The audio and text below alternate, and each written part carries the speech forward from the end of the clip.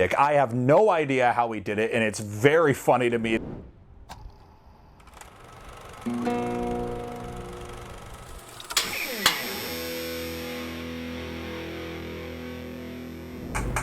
Hey, let's talk about Belfast. Hi everybody, I'm Keegan Luther, and I am here to review Kenneth Branagh's new movie, Belfast. Belfast follows the story of a young family who is debating whether or not they should leave their home during the Civil War in Ireland.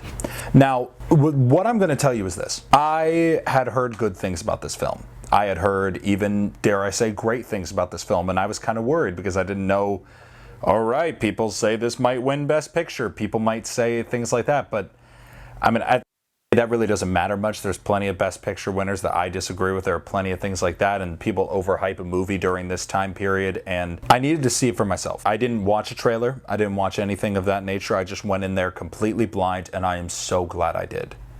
Now, while it took me a little bit to get on board with what exactly the story was, by minute 30, I was hooked. And I was just along for the ride because I actually cared about these people. What Kenneth Branagh really did with this piece was he really understood the assignment.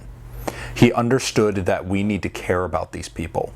And we need to care about why they are struggling leaving. And that it's not a simple answer. That this community is where they belong. This is the community that has seen them grow up. They knew everybody on their block. The mother and father in the piece, they knew each other since they were toddlers. This was their home. And now, because of circumstances beyond their control, they have to decide whether or not they're gonna leave. And all of that,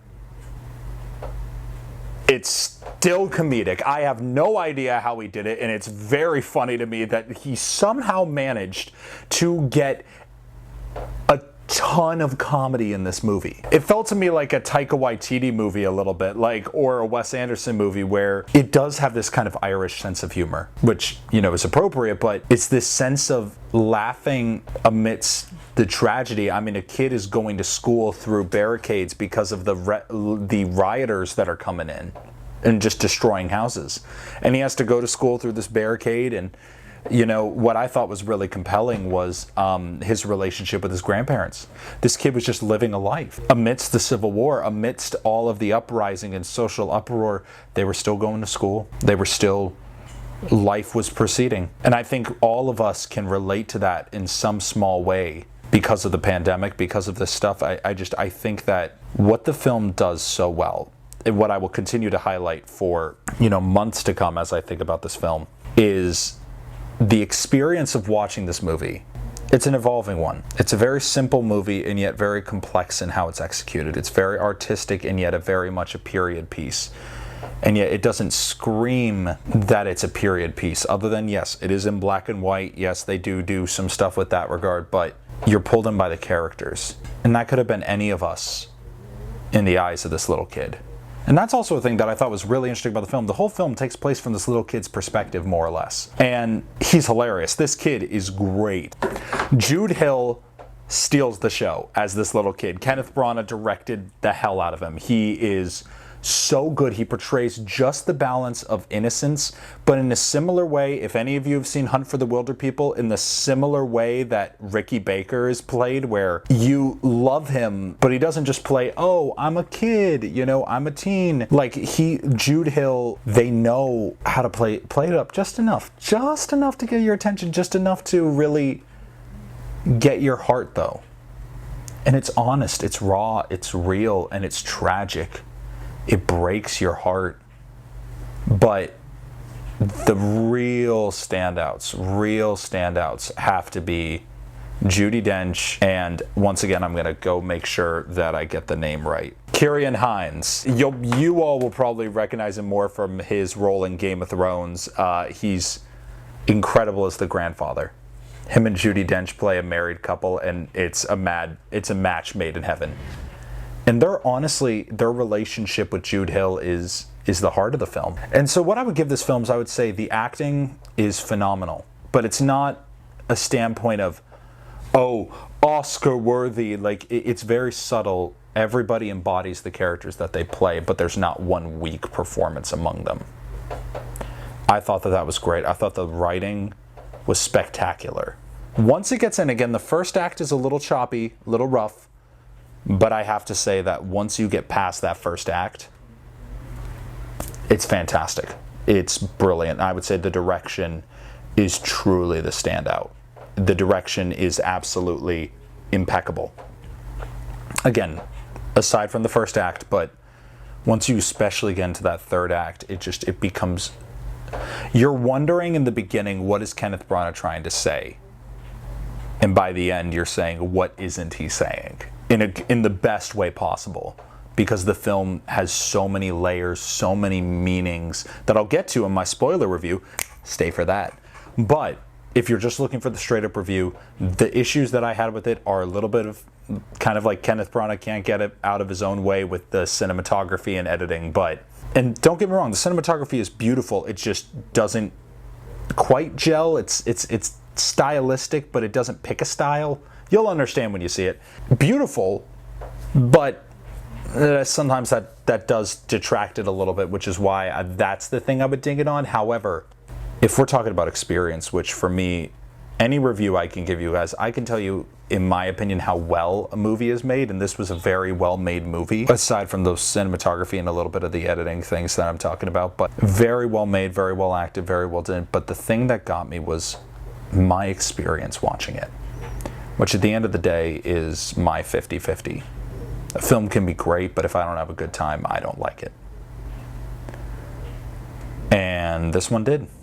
Hit me in a lot of personal ways that I really didn't expect. I really thought that this was a very thoughtful piece. It does so many things at the same time while telling the same story. It's so brilliant, but it's so simple. And so my experience coming out of this film was just one of, I mean, there's not really even words to tell you what this film meant to me. Right now, and again, I'm not going to hold myself to this. There's other films of the year to come, but I will say it is a contender for top 3, if not number 1, in my films of 2021. And I just think that you guys need to see it so I can talk with you about it more. But honestly, guys, you should go out, just go see this film. It just opened this weekend. You still have time to see it. I'm so excited for you to see it because it's that good. So get to your local theater and see it. Now, I'm going to talk spoilers because I really need to talk about this movie. Like, here's the thing. Oh, man. For some reason, when I heard about this movie, I thought it was about a singer. Maybe I was getting that confused with, like, Kenneth Branagh's going to do a musical biopic not too long from now. And I thought this was all, like, a weird backdrop to his singing stuff. But the way that the camera, in the opening shot, when it's going around the kid and you're seeing the rioters, man, was that powerful. Oh, just the panic and the fear and the chaos and just trying to make sure that everyone you know is okay. Oh, that was scary. Like, it did such a great job of conveying that. And then what I loved was also the dilemma that the parents were faced with of, do we leave? Do we take our kids out of here? What is this? Like, what is that going to mean, and the effect that it has on everybody? And, you know, I really loved the Judi Dench scene where she's talking about Shangri-La. I remember when I was your age going into these movies and thinking I could crawl into the box with them, visit these worlds myself, visit my Shangri-La. And, you know, the kid asks, did you ever? And she kind of smiles, and I think she needs to be nominated for an Oscar for this film. Like, I really do. I think Judi Dench is a shoo-in for a Best Supporting Actress nomination. I will lead that campaign. I sign up. I sign the petitions. All in favor? Perfect. But it's just, it was those moments in this film where it was really talking about life and love. About talking about these things where at the end of the day, they're giving romantic relationship advice, giving advice about math. That's what it is. It's not about the civil rights, you know, protest in Ireland. That's a backdrop, and it gives character to what everything is going through. I think that this was just a really thoughtful piece and really did a great job at getting me sucked into it. I mean, that moment where the grandpa dies and Kenneth Branagh does such a great job of luring you in with that saddle that he's waxing, early on, and they do a great couple scenes with that saddle. And just to see that saddle just sitting there, it's one of those things when you're grateful for your grandparents and you're grateful for the life that they led. And again, that they say it in the movie where it's saying, do not cry because they are gone. Be grateful for the fact that they ever lived. And it was really cool to see that this movie kind of almost embraced that as a mentality of Irish culture. Just as a very interesting thing of just this, the wake, when everybody's dancing and singing and drinking, that was just such a powerful, powerful moment. But yeah, Branagh really needs to figure out his cinematography thing, because it's one of those things where a lot of the shots were well composed, and it was kind of an interesting jigsaw puzzle of styles, because, which I will say, granted, it did make me feel more in-world. It felt a lot more of a slice of life movie rather than a typical A to B narrative, which I liked because I couldn't predict it as much. And I thought it was just that kept it unpredictable. And I also really liked the father character, Jamie Dornan's character. I really thought that he was such an interesting character, because you couldn't tell whether you liked him or hated him. And then towards the end, you start realizing that he's so grateful for what his wife did, what his dad did. Okay, there was also a point when I was confused on whether or not Judi Dench and the grandpa were actually his parents or whether they were her parents. Still don't know about that, so if I got that confused, let me know. What I loved about it was just how you love these people. And the fact that Jamie Dornan, I love the scene when, the little kid is looking up at him at his grandpa's coffin and looking and says to his dad, he says he used to help me with math. He used to help me with my maths. And you can just see in Jamie Dornan's face that he was like, I wish I was there to do that. And that was the thing that he helped him out with. His dad was with him for the very end, and at the end of the day, the choice to leave your homeland is never easy. I mean, we all move. Some of us do, some of us never have to, and some of us choose to, and some of us are forced to. And that's what the film really nailed, was that melancholic moment of that decision of knowing that it's the right thing, but also knowing all that you're leaving behind. And that's why I really love the dedication he did at the end, for those who stayed, for those who left, and for those who we lost along the way. And there was something universal about that. Obviously, it was a very specific intention with the people from Ireland, but there's a universal nature to that. Whether it's something akin to Cinema Paradiso, which does a similar thing.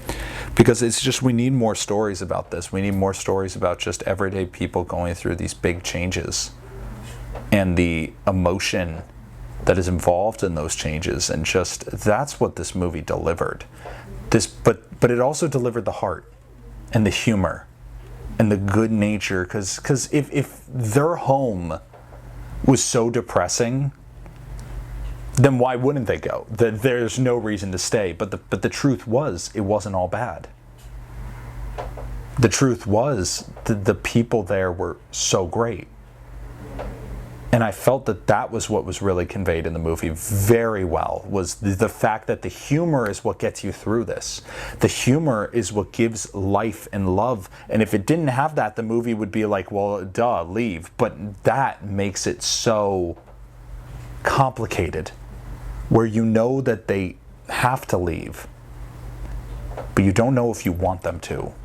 And I think it gives everybody in this day and age a little bit more to think about when it comes to immigration, or it comes to the various different issues that plague our society. It's the idea that we can be empathetic, and that we can love each other, and that There's a great line at the end of the movie that I just loved where, you know, the film deals with a lot of the Catholic and Protestant issues there. And the fact that Catholics were being run out of Ireland at that time. At the end, you realize that the girl that the little kid was crushing on was a Catholic. And they come from a Protestant household, and well, he sits down and he says, son, I don't care if she's Hindu, I don't care if she's Southern Baptist, I don't care if she's Jewish, I don't care if she's a vegetarian antichrist. What I do care about is if she's kind, and if she's good, and if she treats you well and she loves you and that's what it is, then her and her people are welcome in our doors anytime. And I felt like in this day and age, we need to hear that a little bit more. Just again, the positive nature of that, of just, but it's hard won. It's a hard won thing.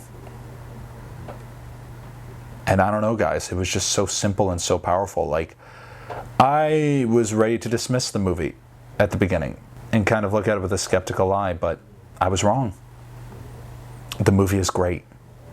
And if it wins Best Picture, I won't be surprised. But please tell your friends and family to see it. And again, I'll be here. I'm trying to review a movie every week. So let me know what you like, what you don't. If you got any movie suggestions, please put them down in the comments. And you can find me on Instagram at Keegan Luther, as well as at Random Stuff and on TikTok at movie_man_opinions, and on Letterboxd at Movie Man's Opinions. And if you just want to come and talk with me, hey, let's talk. Let's talk about movies. Let's talk about TV. Let's talk about all things art and love and all of that. But anyway, guys, that's my review for Belfast. I'd probably give it a 4 out of 5. I loved it. It's got a Keegan seal of approval. That's worth more than a tomato meter. I hope that you guys like it as much as I did. And if you didn't, let me know why. And if you did, let me know why. Thank you guys for tuning in. Thank you for everything. And hey, let's watch something together.